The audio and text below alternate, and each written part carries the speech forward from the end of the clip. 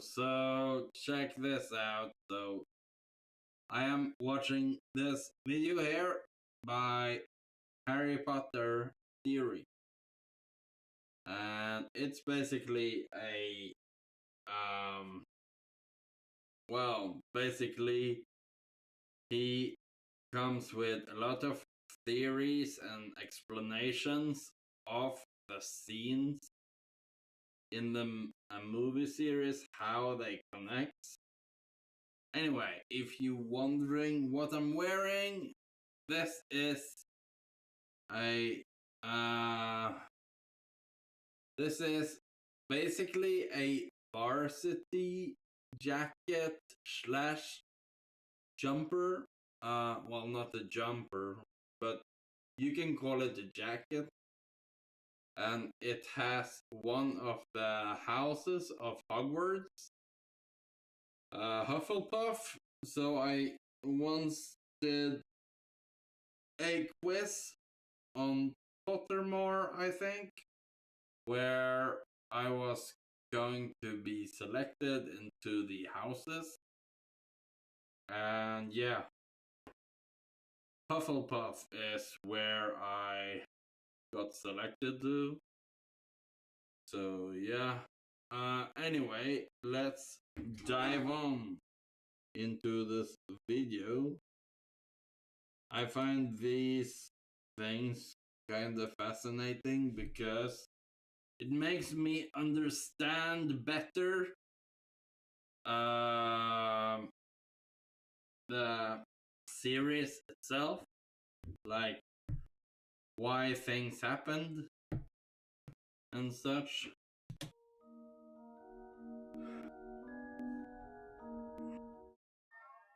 Hey everyone, welcome to another installment of Harry Potter Theory. Today, we're going to be covering all the times that Professor Severus Snape was responsible for saving Harry Potter. Yeah. While of course it is true. Yeah. From what I gather, it has to do with his mom and him have history, and he loved her, so things like that makes it quite deep. And for all the time Harry didn't know, so makes it hard, but it was a deep secret, and it was a secret for a really important reason. That Snape had little love for the boy who lived. The fact remains that he had a lot of love for Harry's deceased mum, Lily Potter. As anyone who has read or watched the final movie of the Harry Potter series will know, the whole reason Severus abandoned his allegiance to the Dark Lord in favor of being a double agent for Albus Dumbledore and the Order of the Phoenix. Remember, so growing up, I, of course, was really into Harry Potter movies. I wasn't really into the books for some odd reason. Yes, I did read the English versions in school as well as the Norwegian versions. But yeah, there was so many pages that I got kinda, well, not tired, but it was like too much to handle. So I didn't really, at the end, I didn't really finish them. I got pretty far in a few of them, but yeah.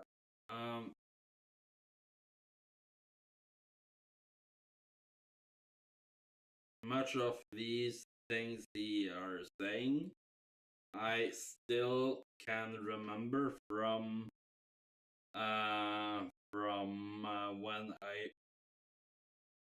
when I last saw the movie and this part here. I remember crying because it made me feel emotional. And sometimes when I watch movies, it's like, what would I do in the situation myself? For example, there I somewhat saw myself in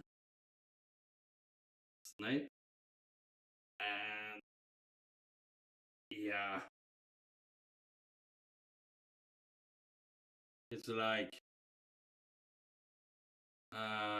the love of your life dies, and years later, um, the only survivor of that family is the son, and you secretly try to look after him, or yeah.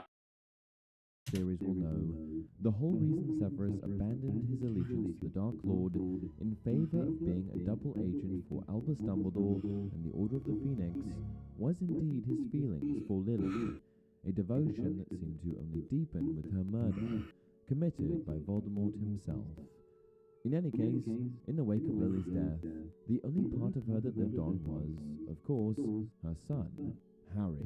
Yeah. Unfortunately for Harry and Snape both, the boy was also a constant reminder to Severus that Lily had chosen a life and partner who wasn't him.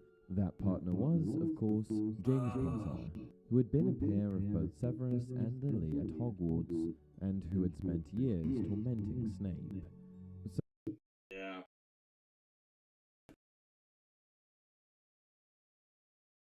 So, what does this leave us with? We know that Snape likely felt incredibly torn over his feelings for the young Harry Potter when he finally arrived at Hogwarts. 11 years after his beloved Lily had been murdered alongside her husband, whom he loathed, at the hands of his former master, who he had betrayed in an attempt to save Lily. By the way, something I noticed about the subtitle is that um, yeah, not every word is correct with what he actually is saying. It could be that the guy that is speaking with a British accent, or I don't know if it's British, but the words or pronunciations kind of mess up the well the text. Only to have her die and Voldemort disappear. Whew. I mean, that's enough conflicting feelings to make anyone act a little bizarrely, I don't just you think? removed that. And so, it actually makes quite a bit of sense as to why Severus would have protected Harry from mortal danger so often, while also proclaiming hatred for the boy. This, of course, leads us to all the times that Severus Snape I'm saved sorry. Harry. I'm sorry for yawning. I've been staying awake. Uh, yeah. For some reason, I am kind of in the loop where my day routine is kind of upside down. So, but yeah. Harry Potter, despite his surly disposition in doing so. 1. Counter-cursing Harry's jinxed broom. In the Philosopher's Stone, during Harry's very first Quidditch game, his broomstick becomes jinxed. Flinging Harry about high up in the air, the jinx very well could have I thrown him off his remember the broomstick scene. and to his death. Fortunately, Yeah. If you look at this, who is basically the culprit of what's happening to Harry's room? Like, everyone watching what's going on, two people here look suspicious. number one of them are, of course, Snape.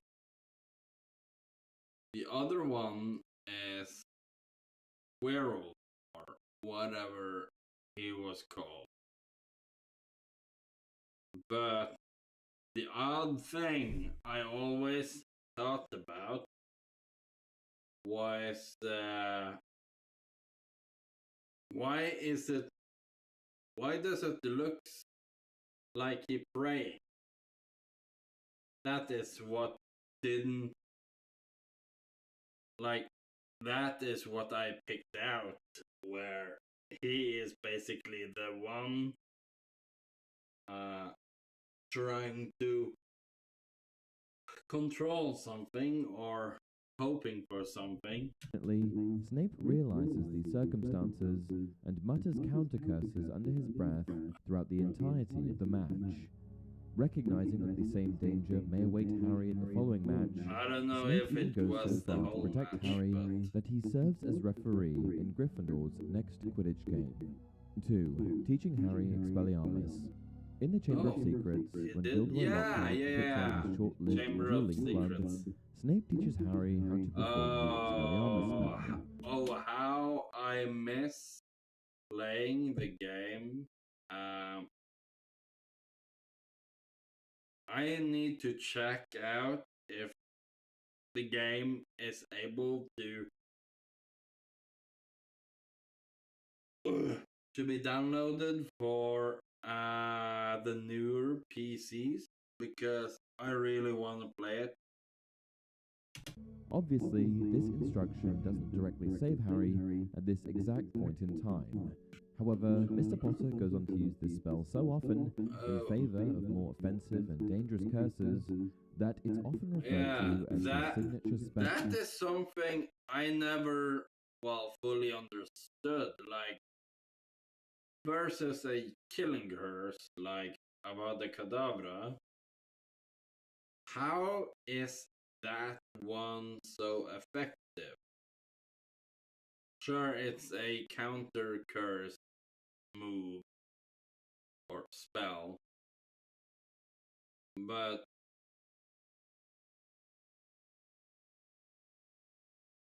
normally with a shield, when you basically, let's say you throw a rock at the shield, it will bounce off. So I don't know why I'm thinking like this, but yeah. Of course, being that it is a defensive spell that helps the witch or wizard who issues it deflect harmful curses, it stands to reason that every time Harry goes on to use Expelliarmus is a time that Severus Snape has indirectly saved his life. 3. Casting Vipera Evanesca to protect Harry.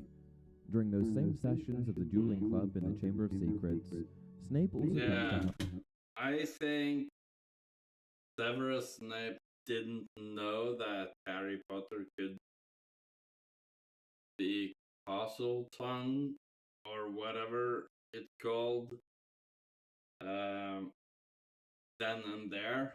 Like, he found out later, but yeah. Harry's aid when Malfoy conjures up a snake while dueling Harry. Unaware that Harry is indeed a parcel tongue, meaning that he could have communicated with the conjured serpent, the professor casts the snake vanishing spell, Vipera Evanesca, in order to protect Harry from harm. 4. Intervening He basically burned up. The next major moment when Severus Snape comes to Harry's aid is in The Prisoner of Azkaban. Near the end of this installment, not only does Snape place himself between Harry and the perceived danger that is Sirius Black, he also follows Remus Lupin out of Hogwarts after he realizes that the latter professor has forgotten to take his Wolfsbane potion, which, of course, is the very thing keeping Lupin from transitioning to a dangerous werewolf during the full moon.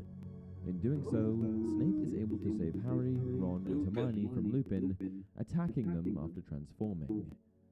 5. Giving instruction on occlumency.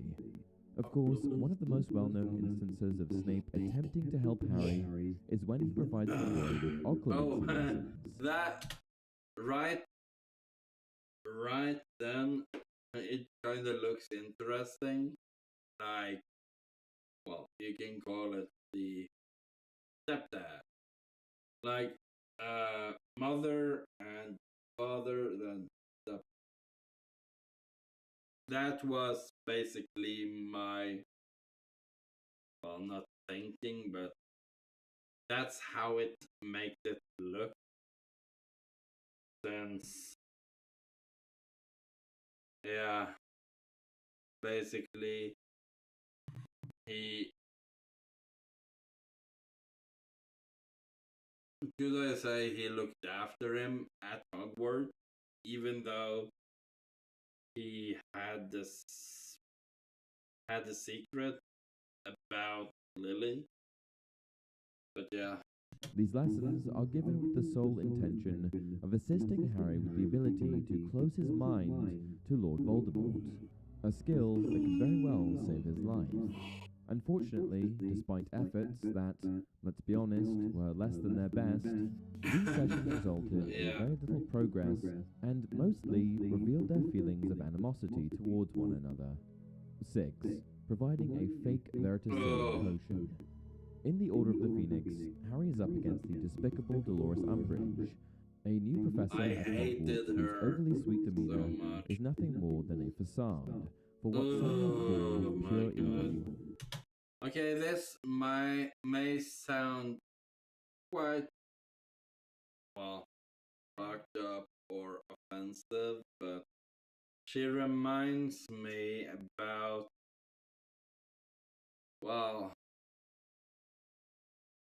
someone I knew, or no, well, not that she reminded me about one of my teachers growing up, but she is so strict. So that part is what made me think about the similarities. And I was, whenever I saw the scene with her, I got kinda furious. Like, come on.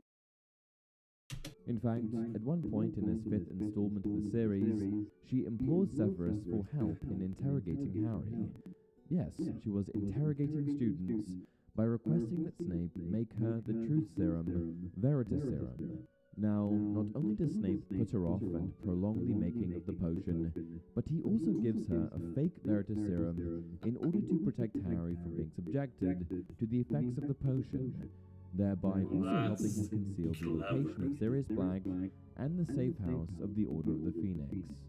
7. Alerting the Order to Harry's disappearance. When Harry disappears in the dark forest near the end of the Order of the Phoenix, Professor Snape goes after him. Upon realizing that Harry is no longer on Hogwarts grounds, he alerts the Order, sending them to the Ministry of Magic in London in an effort to protect Harry from pursuing Death Eaters. 8. Allowing Harry to keep his potions textbook. That was actually really nice, in my opinion. The Half-Blood Prince, that Severus Snape is the self-proclaimed Half-Blood Prince. As he explains to Harry, he is a half-blood wizard whose mother's maiden name was Prince. What we don't know is why Snape would have enabled Harry to use his potions textbook, which contained Severus's detailed notes, unless he was purposely wanting to help Harry without helping Harry, if you know what I mean. Well, Snape undoubtedly knew that Harry was using his old textbook, since he alludes to this at several points in the narrative, later and found finally out. accuses him of using his own spells against him at the end of The Order.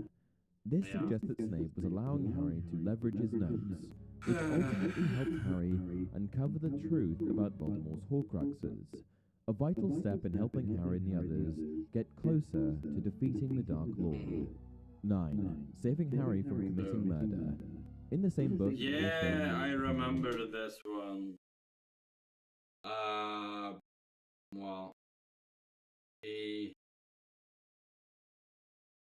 confronted Draco Malfoy and, well, not accidentally, but he didn't know what the spell was, I think, and he cast it, and I think it's a cutting spell. Cutting, stabbing, I don't know. But basically, uh, if if Snape haven't done anything, uh, Draco would bleed out basically, and what would happen would stay on his conscious. I think it probably did anyway, but yeah. In your preference, Snape also prevents Harry from committing a heinous crime. Yeah. After Harry uses one of Snape's spells from his old potions textbook to attack Malfoy, Draco nearly dies. If Professor Snape hadn't healed Malfoy's extensive injuries, Harry would have been guilty of murder, which undoubtedly would have affected his character, as well as his moral and mental state. 10. Yeah. Stopping Death Eaters from killing Harry. One of the most direct examples of Snape saving Harry's life is when he stops Voldemort's Death Eaters from killing him on the pretense that Harry must be saved for the Dark Lord himself.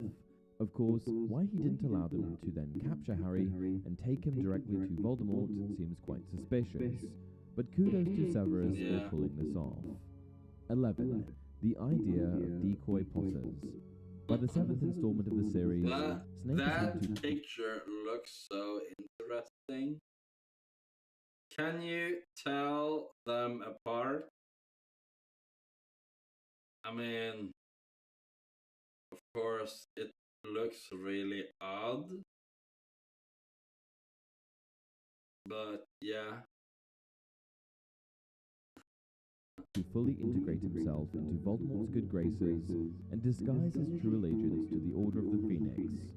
So undercover was Snape at this point in the story that no one, other than Professor Dumbledore's sentient portrait in the headmaster's office at Hogwarts, was aware of the incredible risks he was taking to help protect Harry's life.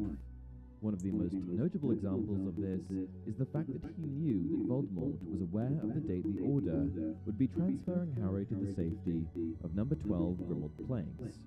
Of course, he couldn't simply tell members of the Order, since everyone was under the impression that he was a murderous traitor, so he charmed Mundungus Fletcher into sharing the idea of multiple decoy potters so as to help Harry have the best chance of survival. 12. Providing the Sword of Gryffindor. That's actually cool. That is something I didn't know that he did. And when I found out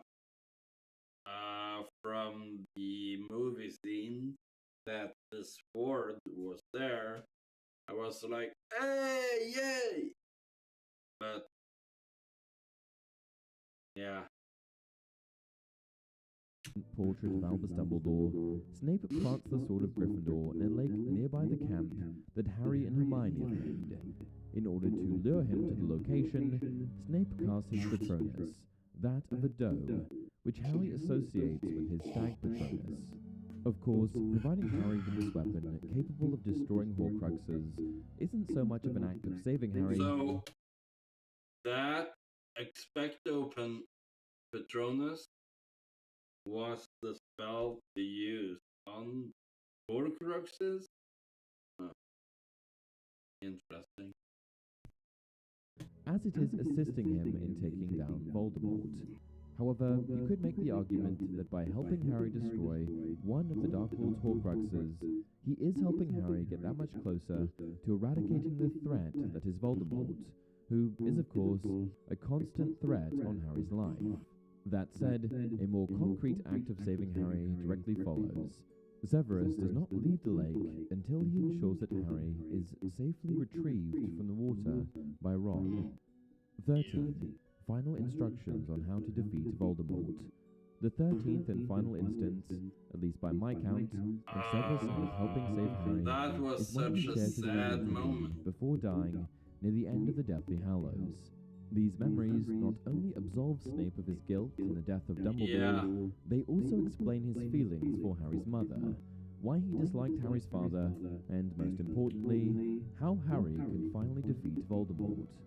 Of course, in defeating the Dark Lord, Harry discovers that he must sacrifice himself, which I suppose you could argue is not so much saving Harry as instructing him to die. But, in the end, That's Harry's sacrifice does not prove to be the end of his life. So, without Severus sharing this crucial detail in how to overcome Voldemort, Harry would not have been able to defeat him and come through alive and well, or well enough, on the other side. And with that, we come to the end of another video. What do you think? Did I miss any other obvious instances of Snape saving Harry? Or perhaps you don't agree with one? Please share your thoughts in the comments below. And as always, if you enjoyed this video, don't forget to like it and subscribe to the channel. Until alright. Awesome video. Shout out to Harry Potter Theory. This video was amazing. Giving me a better perspective of why Severus Snape did what he did. And yeah, I am considering watching the movies leading up to Christmas. I think there are 7 movies. Either there's 7 or 8. Either way, I'm gonna watch maybe one of the movies per day leading up to Christmas. So anyway, this has been all 13 times Severus Snape saved Harry. Yeah, Harry Potter Explained. Anyway, if you guys like these kinds of videos where I reacting to Harry Potter stuff, do me a favor and first of all, like this reaction. Feel free to comment, whatever. Yeah. Subscribe to the channel to stay posted until I upload new videos. And yeah, as always, have a nice day, night, evening, morning, like it is right now, 6:40 a.m. Anyway, I gotta go now. Adios, amigos.